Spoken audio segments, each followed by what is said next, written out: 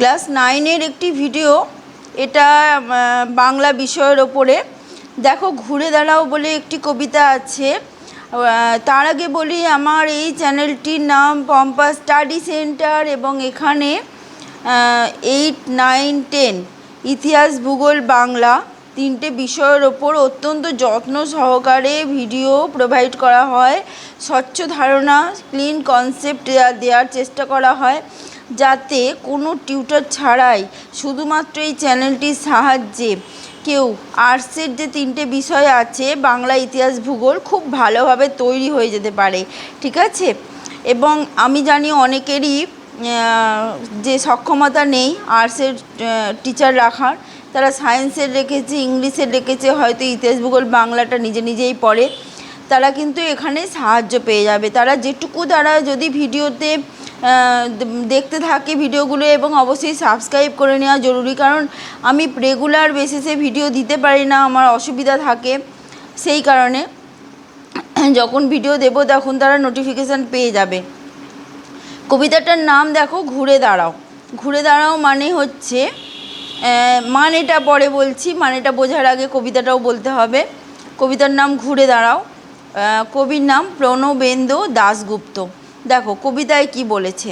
কবিতায় বলেছে, সরতে সরতে সরতে তুমি আর কোথায় সরবে। মানে কি, ক্রমশ তোমাকে সমঝোতা করতে হচ্ছে, হয়তো নিজের জায়গাটা ছেড়ে দিতে হচ্ছে, তোমাকে সরে যেতে হচ্ছে। সেইটা কথাই কবি এখানে বলেছেন যে সমঝোতা করতে করতে তুমি এবার তাহলে কোথায় সরবে। মানে সমঝোতা করতে করতে যখন দেয়ালে পিঠ ঠেকে যায়, তখন কবি বলেছেন ঘুরে দাঁড়াও, এবার ঘুরে দাঁড়াও। তাহলে সমঝোতা করতে করতে একটা সময় আসে, যে সময় মানুষকে এবার তো সামনের দিকে এগোনোর একটা চেষ্টা করতেই হয়, কারণ তুমি তোমার জায়গাটা ছাড়তে ছাড়তে এমন একটা জায়গায় গিয়ে পৌঁছেছো যেখানে তোমার নিজের অস্তিত্ব বিপন্ন হয়ে যাওয়ার সম্ভাবনা থাকবে। সমঝোতা করা দরকার, কিন্তু সমঝোতা করতে করতে নিজের অস্তিত্ব বিপন্ন হবে, এমন ঘটনা কিন্তু কখনোই ঘটা উচিত নয়। নিজের অস্তিত্ব, নিজের মর্যাদা, নিজের যেটুকু জায়গা তুমি ডিজার্ভ করো, সেইটুকু যেটুকু তোমার যোগ্যতা অনুযায়ী প্রাপ্য, সেটুকু অধিকার করার ক্ষমতা কিন্তু ভগবান সকলকেই দিয়েছেন। ঠিক আছে? সেই জন্য সমঝোতা করতে করতে তুমি যখন দেখছো দেয়ালে পিঠ ঠেকে যাচ্ছে আর তোমার জায়গা নেই সরা, তখন তুমি এবার ঘুরে দাঁড়াও। কবি এটা বলেছেন। ছোট্ট একটা তুক করে বাইরেটা পাল্টে দাও। তুক মানে কি, ম্যাজিক। ঠিক আছে? এমন একটা ম্যাজিক করো, এমন একটা জাদুকরি করো যাতে বাইরেটা পাল্টে যায়, বাইরের পরিবেশটা পাল্টে যায়। সাইকেল রিক্সাগুলো সিজ দিয়ে চলে যাক বনে বনান্তরে, কাদা ভর্তি রাস্তা গিয়ে পড়ুক ছায়াপথের কাছাকাছি, গাছগুলো নদীর জলে স্নান করে আসুক, সার আর করে পাড়া জেগে উঠুক উপান্তের শহরতলি। এগুলো সব সাধারণ স্বাভাবিক জীবনযাত্রার ঘটনা। ঠিক আছে?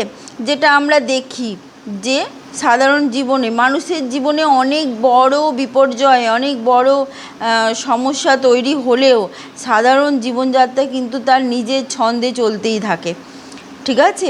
যেমন সাইকেল রিক্সাগুলো সিজ দিয়ে চলে যায়, কাদা ভর্তি রাস্তা ছায়াপথের কাছাকাছি গিয়ে ওঠে, বনের রাস্তাগুলো, বনের মধ্যে দিয়ে যে রাস্তা গেছে তার মধ্যে যে কাদায় ভরা আছে, সেই রাস্তাগুলো ধীরে ধীরে আস্তে আস্তে বড় রাস্তাতে মিলে যায়।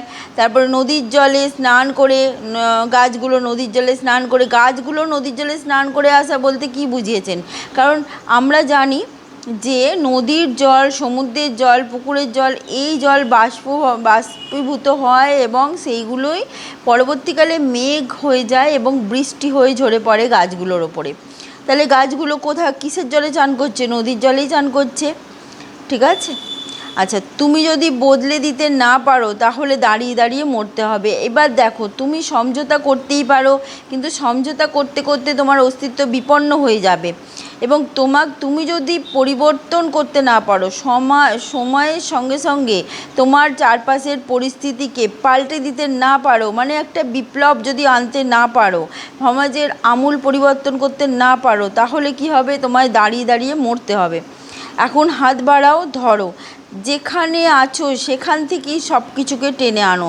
তার মানে এখানে কবি বলতে চাইছেন যে তোমার যখন অস্তিত্ব বিপন্ন হওয়ার উপক্রম হয়েছে, মানে তোমার যে মর্যাদা, তোমার যে সম্মান, সেটা ধূলিসাৎ হতে বসেছে, তখন তুমি আপ্রাণ চেষ্টা করে যেটুকু তোমার হাতের কাছে খড়কুটো পাবে সেটুকুই তুমি আঁকড়ে ধরো এবং নিজেকে আপ্রাণ চেষ্টা করে সেই অবস্থা থেকে বাঁচিয়ে তুলে নিয়ে আসো।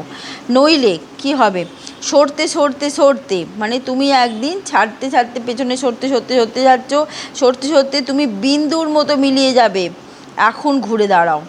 তাহলে তুমি যদি সমঝোতা করো, ভাবো নিজের জায়গাটুকু ছেড়ে দেবে অন্যকে সুযোগ করে দেবে, এই করতে করতে করতে করতে তুমি একদিন কি হবে, তোমার অস্তিত্ব বিপন্ন হবে, সরতে সরতে তুমি একদিন বিন্দুর মতো মিলিয়ে যাবে। তাহলে নিজেকে বাঁচানোর জন্য তুমি হাতের কাছে যা পাবে তাই তুমি আঁকড়ে ধরো। মানে যেটুকু সাহায্য তোমার মনে হচ্ছে তুমি পেতে পারো সেইটুকু সাহায্য নিয়ে তুমি সামনের দিকে এগিয়ে যাওয়ার চেষ্টা করো। নিজেকে এই পৃথিবীতে নিজে বাঁচো, ভালোভাবে বাঁচো। ঠিক আছে, এটা কবি বলতে চাইছেন।